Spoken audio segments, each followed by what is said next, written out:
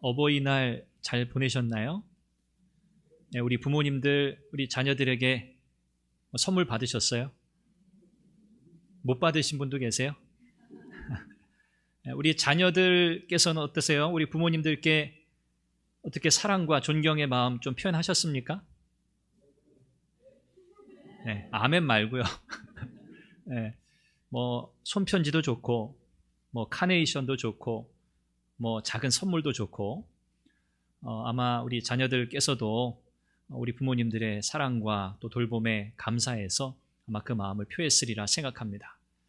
저도 저희 아이들에게서 이렇게 작은 또 선물 그리고 손편지, 정성스럽게 쓴 편지를 이렇게 받았는데 굉장히 감동적이더라고요. 이 부모가 되어서 또 누리는 이 기쁨이 이런 것이구나. 참 감사한 또 시간이었습니다. 하나님께서 우리 모든 믿음의 가정들 위해 또 부모에게 또 자녀에게 큰 은혜 주시기를 바라고, 정말 하나님께서 주신 이 놀라운 신비가 아니겠습니까? 이 생명도 신비인데 부모와 자식 간의 이 관계라는 것도 이 놀라운 일이죠. 그 가운데서 하나님께서 은혜를 누리게 하시고 또 참 부모의 사랑을 통해서 하나님의 사랑을 경험하게 하시니 참 감사합니다. 특별히 어버이 주를 맞아서 오늘은 우리 자녀들이 우리 부모님을 어떻게 참 잘 섬길까, 공경할까, 그 말씀을 오늘 말씀을 토대로 살펴보려고 합니다. 하나님께서 약속하신 그 복이 우리 모든 순종하는 자녀들에게 넘치게 임하시기를 주님의 이름으로 축원합니다. 내 부모를 공경하라 하신 이 말씀, 10계명 가운데 제5계명으로 주신 말씀이죠.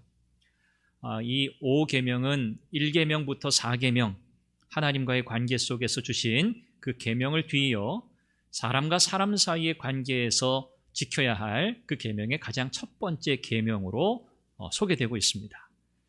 이 부모를 공경하라고 하는 이 계명은 단지 그저 육신의 부모와의 관계에만 국한되지 않고요. 이것은 하나님과의 관계로까지 연장되고 이어진다는 것.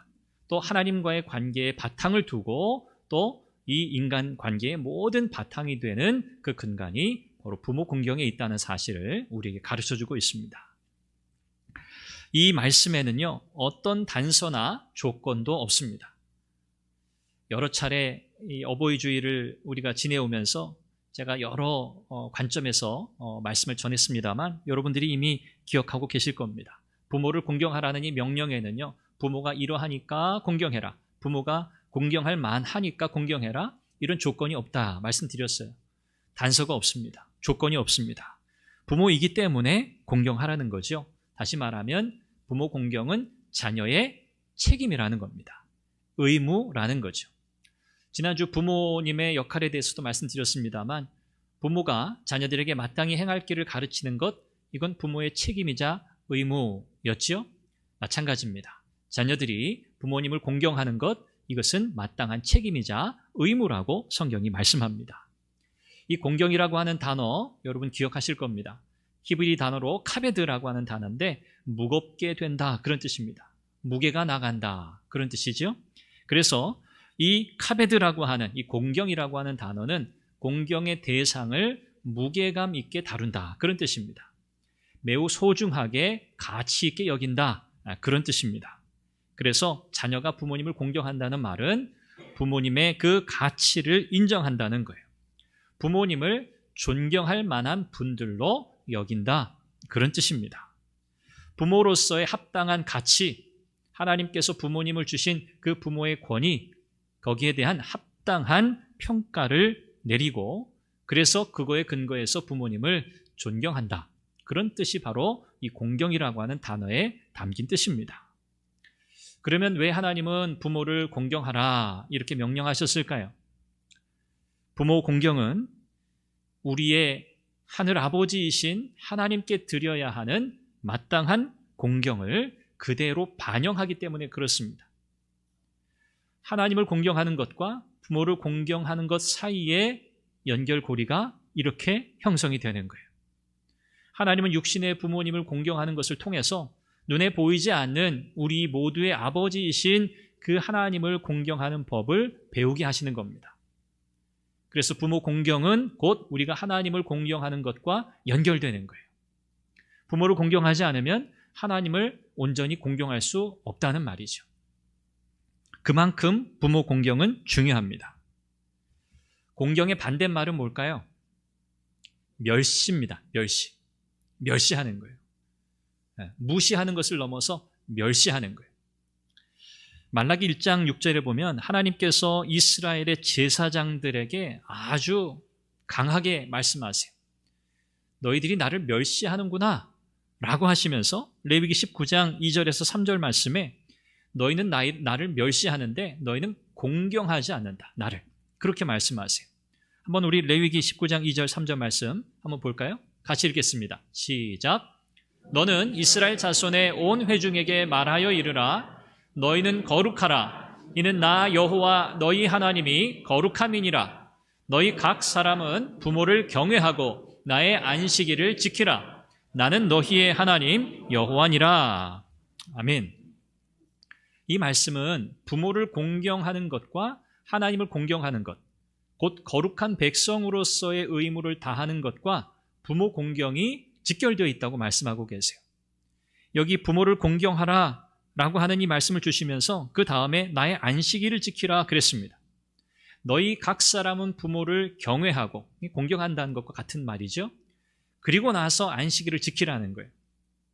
거룩한 하나님의 백성으로 살아야 하는데 그 거룩함은 부모를 경외함으로부터 나온다. 부모를 공경함으로부터 나온다. 그것이 안식일을 지키는 것, 곧 하나님 앞에 드리는 예배로까지 연결된다라고 말씀하고 있는 거죠. 그러면 부모 공경을 위한 자녀들의 구체적인 의무가 무엇일까요? 성경 전반에 걸쳐서 이 부분에 대해서 말씀하고 있습니다. 몇 군데 성경을 우리가 살펴보면서 우리의 의무, 자녀의 의무들을 함께 나누려고 합니다. 자녀는요, 말씀 그대로 마땅히 부모를 공경해야 합니다. 마땅히. 부모를 공경한다는 것, 이것은 부모를 조롱한다든지, 부모를 저주한다든지, 악한 말을 한다든지, 이래서는 결코 안 된다는 것을 의미합니다. 부모님을 높여드려야 하고요. 부모님의 필요를 채워드려야 하고요. 부모님을 공손히 대해야 합니다. 그리고 부모님께 사랑을 표현하기를 부끄러워하지 말아야 합니다. 여러분들은 어떠신가요? 우리 자녀들, 우리 청소년들, 우리 부모님에게 어버이날 부모님 사랑합니다 말한 사람. 청소년들. 전도사님 말고. 청소년이고 싶으신가 봅니다. 없어요? 부모님 감사합니다. 감사합니다. 사랑한다는 말은 안 했어요? 감사합니다. 또 다른 말 하는 거 있어요? 끝이군요. 부모님께 뭔가 이렇게 우리의 속마음을 표현한다. 우리 사춘기 시절을 지나는 우리 청소년들에게는 좀 어색할 수도 있고 마음과 달리 표현이 잘 안 될 수 있습니다. 마음이 없어서라기보다는 좀 표현하는 것이 어색해서 그럴 수 있겠죠. 그러나 여러분 지금부터 부지런히 해야 돼요. 더 나이가 들면 더 안 됩니다. 그래서 여러분들이 어릴 때 많이 했을 거예요. 부모님께 사랑한다고, 감사하다고. 그 표현 여러분 부끄러워하지 마시고요. 또 좀 이제 성인이 되셔서 또 우리 청년들, 또 여기 계신 우리 많은 집사님들, 또 우리 권사님들 포함해서 부모님이 살아계시다면 부모님께 그 사랑을 더 많이 표현하시기 바랍니다. 표현해야 하나? 표현해야 알죠. 표현해야 합니다. 그건 말로 해야 되나요? 선물 드리면 되죠. 선물도 좋은데 꼭 말과 더불어 하시면 좋겠어요. 말과 더불어서. 그래도 안 하실 것 같은데 말로 꼭 표현하십시오. 그리고 모든 일에 있어서, 올바른 모든 일에 있어서 부모님께 순종해야 합니다. 부모님의 말씀을 귀하게 여기는 거죠. 부모님이 부당한 어떤 일을 하도록 지시하지 않는 이상 부모님의 그 말씀에 귀를 기울이고 그 말씀을 따르려고 애써야 합니다. 신명기 21장 18절에서 21절의 말씀을 보면 조금 극단적이라고 느껴지기도 하지만 이런 경우가 있어서 성경에 기록하고 있어요. 어떤 완악하고 패역한 아들이 있다는 거예요. 그야말로 정말 망나니 같은 아들이라 이렇게 우리가 생각할 수 있겠죠. 아버지의 말도 듣지 않습니다. 어머니의 말도 듣지 않습니다. 부모가 이렇게 가르치고 혼내고 징계해도 듣지 않습니다. 그럴 경우 어떻게 하라고 말씀하냐면 그의 부모가 그를 끌고 성문에 이르러, 성문이 재판하는 장소였잖아요. 성문에 이르러 그 성읍 장로들에게 나아가서 장로들에게 뭐라고 말하냐면 내 자식은 끌고 왔잖아요. 지금 이 자식은. 이 자식은 완악하고 패역합니다. 우리 부모의 말을 듣지 않습니다. 방탕하고 술에 취해 삽니다. 이렇게 자기 아들, 그 자식을 성읍의 장로들 앞에서 그렇게 이야기하면 그 다음 여러분 어떤 결과를 기대하세요? 여러분이 그 성읍의 장로들이라면 어떤 판결을 내리시겠어요? 아유, 그래도 어떻게 자식인데. 그러시겠죠? 안 그러시겠어요? 아유, 그래도 어떻게 자식인데. 하나님이 뭐라고 말씀하시냐면 그 성읍의 모든 사람들이 그를 돌로 쳐 죽일지니 이같이 내가 너희 중에서 악을 제하라고 말씀하셨어요. 어떻게 하라고요? 돌로 쳐 죽여라. 그 성읍의 모든 사람들이 이 패역한 자식에 대해서 부모의 말에 순종하지 않고 징계해도 듣지 않고 자기 멋대로인 이 자식에 대해서 성읍 사람들이 그를 돌로 쳐 죽여라. 근데 이게 뭐라고요? 악이라 그랬어요. 악. 너희 중에서 악을 제하라 그랬어요. 굉장히 무겁게 우리에게 다가오지 않습니까? 자식인데 그럴 수 있겠는가? 그런데 이것이 그냥 부모 자식 간의 문제가 아니라고 말씀하시는 거예요. 이 패역한 아들, 이 경우는요, 그가 다만 부모에게만 그가 불효하는 게 아니에요. 부모에게만 패역한 자식이 아닌 거예요. 그는 하나님 앞에 그렇고요, 그 이스라엘 공동체에 큰 해악을 끼치는 존재인 거예요. 그래서 그를 악하다 그렇게 말씀하시고 이 악을 반드시 제해야 한다고 말씀하고 있는 거죠.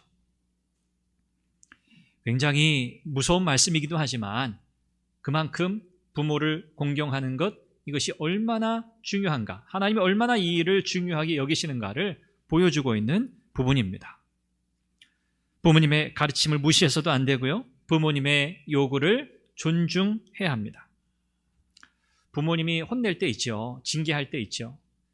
그런데 대체로 부모님은요, 자식을 사랑하기 때문에 징계합니다. 히브리서 12장 8절 말씀 여러분 아시죠?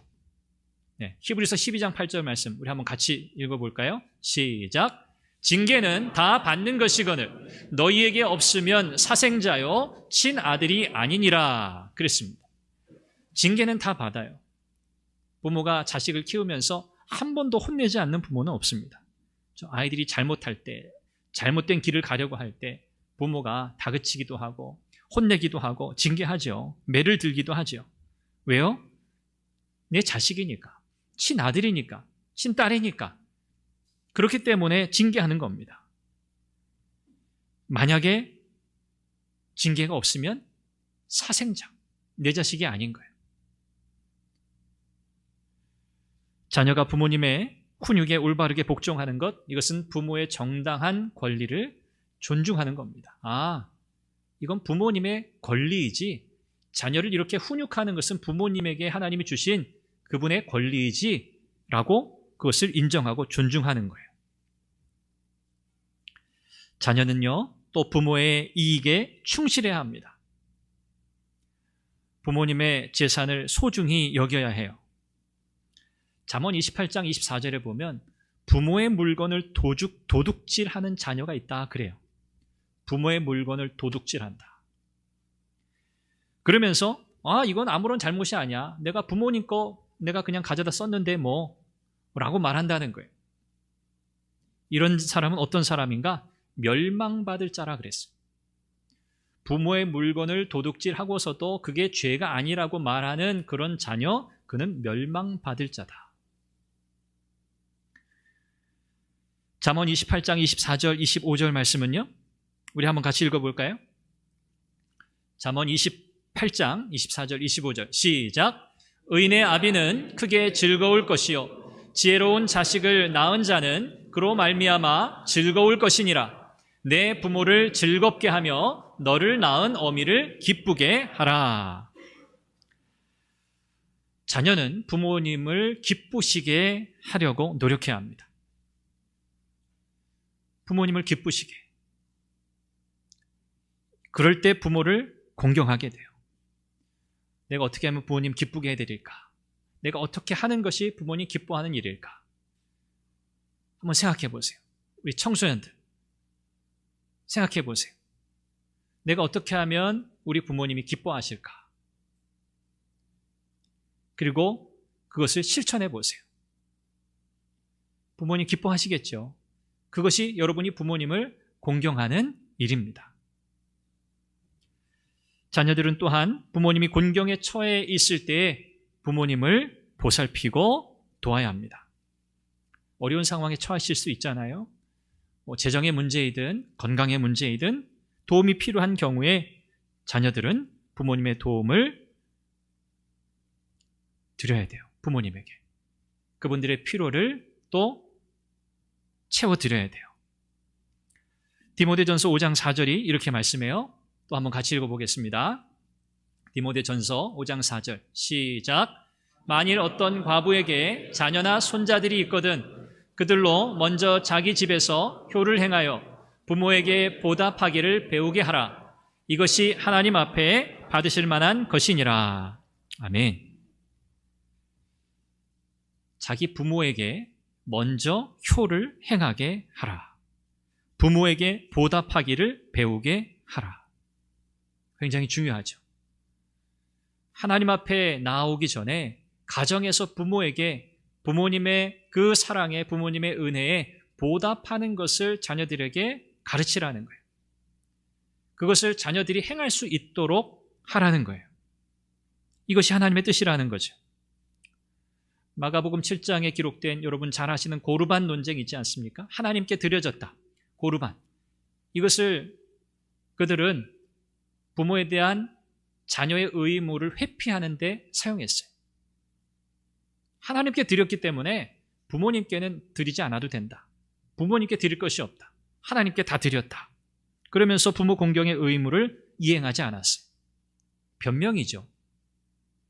이래서는 안 되는 거죠. 자녀들이 부모님께 순종하고 부모님의 뜻을 따를 때 성경이 우리에게 주는 한계가 있습니다. 조건이라고도 할 수 있죠. 에베소서 6장 1절 말씀인데요. 이것도 한번 같이 읽어보겠습니다. 이 말씀도 에베소서 6장 1절 시작. 자녀들아 주 안에서 너희 부모에게 순종하라. 이것이 옳으니라. 자녀들에게 부모에게 순종하라 하면서 그 앞에 뭐라고 그랬죠? 주 안에서 그랬습니다. 주 안에서 부모님께 순종하라. 이것이 자녀가 부모님께 순종하는 일에 있어서의 조건이에요. 주 안에서. 만약에 부모님이 하나님 말씀의 요구대로 하나님의 말씀의 권위를 근거해서 자녀들에게 순종을 요구할 때 자녀들은 마땅히 순종해야 합니다. 그런데 부모님이 하나님 말씀에 어긋난 것을 요구하실 때, 하나님 말씀에 위배되는 것을 요구하실 때 어떻게 해야 돼요? 순종할 수 없어요. 하나님께 순종해야 하기 때문에 하나님의 뜻에 순종하는 것이 우선입니다. 그리고 부모님의 뜻이에요. 부모님이 하나님의 뜻에 맞게 자녀들에게 요구하는 바는 당연히 순종해야죠. 그러나 하나님의 뜻과 위배되는 일들을 요구하실 때는 부모의 요구에 순종할 수 없어요. 왜냐하면 하나님의 뜻이 아니기 때문에 합법적인 요구가 아니라는 거예요. 이것이 유일한 조건입니다. 하나님의 사랑이 하나님을 사랑하는 것이 언제나 우선이라는 거고요. 그리고 부모를 공경하라, 부모를 존경하라, 부모님께 순종하라고 하는 이 명령은 항상 하나님을 사랑하는 것, 우리 주님께 충성을 다하는 것, 이 명령과 함께 주어지는 거예요. 별개가 아닙니다. 우리 주님께 충성하는 것, 하나님께 복종하는 것, 하나님의 말씀대로 사는 것, 이것이 부모를 공경하라는 이 명령과 함께 가야 하는 거예요. 하나님께 충성한다고 해서 부모님께, 사람들에게 해가 되지 않습니다. 오히려 더 유익하죠. 자녀에게 부모는요, 존경하는 법을 배우는 최초의 권위입니다. 사회생활을 하고 계시는 많은 우리 성도님들, 직장생활을 포함해서요, 많은 인간관계 속에서 참 가장 힘들고 어려운 게 무엇이든가요? 이렇게 함부로 사람을 대하고 함부로 말하는 사람들, 이런 사람들이 굉장히 힘든 사람들이잖아요. 자기 그냥 생각대로 말하고, 자기 감정대로 말하고, 자기가 하고 싶은 것 그냥 거침없이 말하고 행동하는 사람들, 이런 사람들이 그 조직에 굉장히 큰 어려움을 주잖아요. 서로의 관계 속에서 서로를 존중하는 이 기본적인 소양, 이 태도가 사실은 모든 관계의 가장 기본이 되지 않습니까? 부모에게 순종하는 방식, 이것이 다른 모든 사람을 대하는 방식이 된다는 거예요. 그래서 우리가 우리 아이들, 우리 자녀들을 아주 어릴 때부터 부모님의 말씀에 순종하고 부모를 공경하는 자녀들로 어떻게 해서든지 잘 키워내야 하는 이유는 부모가 대접을 받으려는 그게 아니고요. 다 자녀를 위하는 거예요. 우리의 자녀들이 결국은 세상 속에서 살아가게 될 텐데, 부모를 떠나서 살게 될 텐데, 부모로부터 부모를 존경하고 공경하는 법을 잘 배우며 자란 아이들은요, 세상에서도 다른 사람들과의 관계에서도 조직에서도 그들이 속한 어떤 그룹에서도 그들은 존중을 받게 돼 있어요. 이건 분명합니다. 부모를 공경하는 자녀가 세상에서도 존중받는다. 저는 그렇게 믿습니다. 그래서 여기 있는 우리 자녀들, 우리 청소년들, 또 우리 청년들을 포함해서요, 여러분들이 부모님을 진심으로 존경하십시오. 부모님을 진심으로 공경하십시오. 여러분들이 세상에서 성공하는 비결이에요. 부모를 향한 여러분의 그 자세와 태도가 여러분들이 세상에 나가서 많은 다양한 사람들을 마주할 때 그들을 대하는 기본적인 소양, 태도가 된다는 거예요. 그 인정받는 거예요. 야, 소위 우리가 흔히 말하는 가정교육을 잘 받았구나. 그런 말 듣는 거죠. 요즘 그런 말 하는지 모르겠습니다. 가정교육 잘 받았다 이런 말 요즘 하는지 모르겠습니다만, 야, 저 사람 참 됐다. 기본이 됐다. 기본 중에 기본이 뭐죠? 인사입니다. 인사. 우리 청소년들, 우리 부모님에게 인사 잘하나요? 부모님이 대답하지 마시고, 자, 인사를 잘해야 돼요. 부모님에게. 부모님께 엄마, 아빠에게 무슨 인사를 하나요? 아니요. 잘해야 돼요. 그럴수록. 학교 다녀와서. 학교 갈 때부터. 학교 다녀오겠습니다. 잘 다녀왔습니다. 학원 가고 올 때도. 잘 다녀오겠습니다. 잘 다녀왔습니다. 교회에 오면 우리 교회, 우리 장로님들, 권사님들, 우리 또 많은 어르신들 계시잖아요. 엘리베이터에서 내리는 순간 인사하며 시작하는 거예요. 안녕하세요. 안녕하세요. 장로님, 권사님, 집사님 안녕하세요. 인사만 잘해도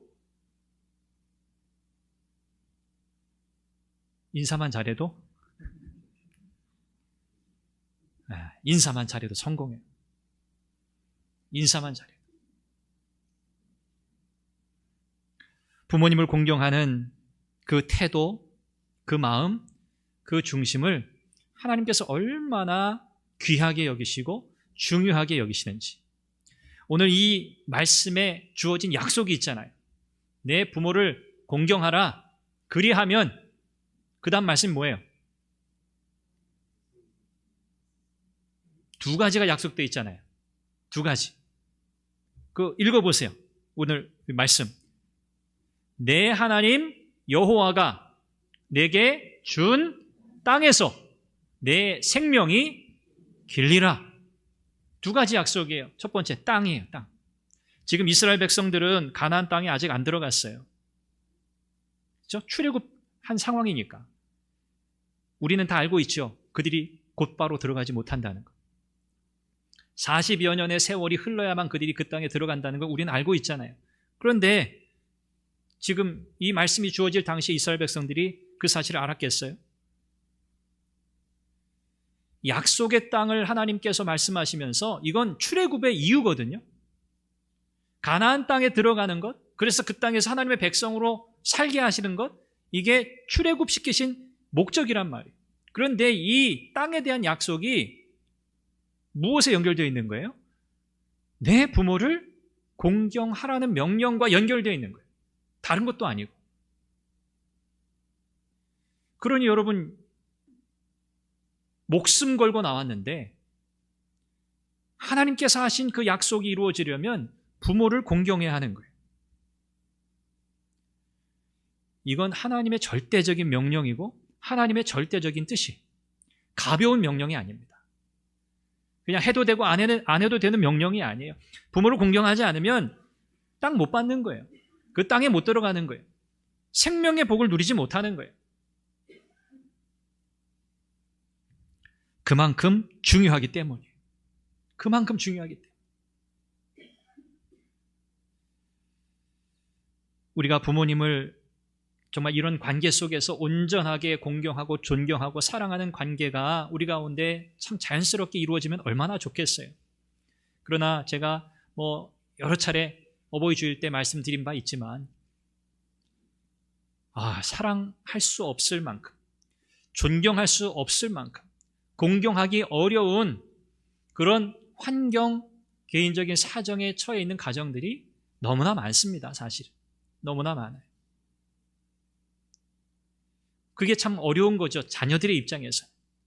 하나님의 명령을 순종해야 하는데, 이 말씀대로 실천해야 하는데, 그러지 못하는 우리의 현실적인 고민과 어려움이 있다는 것도 우리는 사실 인정해요. 참 어려운 문제입니다. 그럼에도 불구하고 성경은 우리에게 중요한 원칙, 기준을 알려줘요. 결국 이 문제는 우리가 해결해야 되는 문제잖아요. 언제든 해결해야 되는 문제.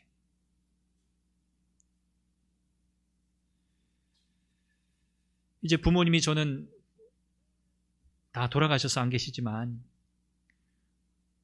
생각할수록 너무 이제 슬픈 거죠. 그렇다고 살아계실 때 제가 얼마나 효자였고 대단한 효자였느냐, 그 말씀이 아니고요. 너무너무 아버지는 너무 일찍 돌아가셨으니까 어머님 돌아가신 지 3년이요 지나가는데 그냥 사실 자식으로서의 어떤 도리, 의무, 오늘 제가 여기 말씀드린 이와 같은 이 말씀들을 내가 얼마나 적용하고 실천했는가 생각해 보면 못한 게 너무나 많습니다.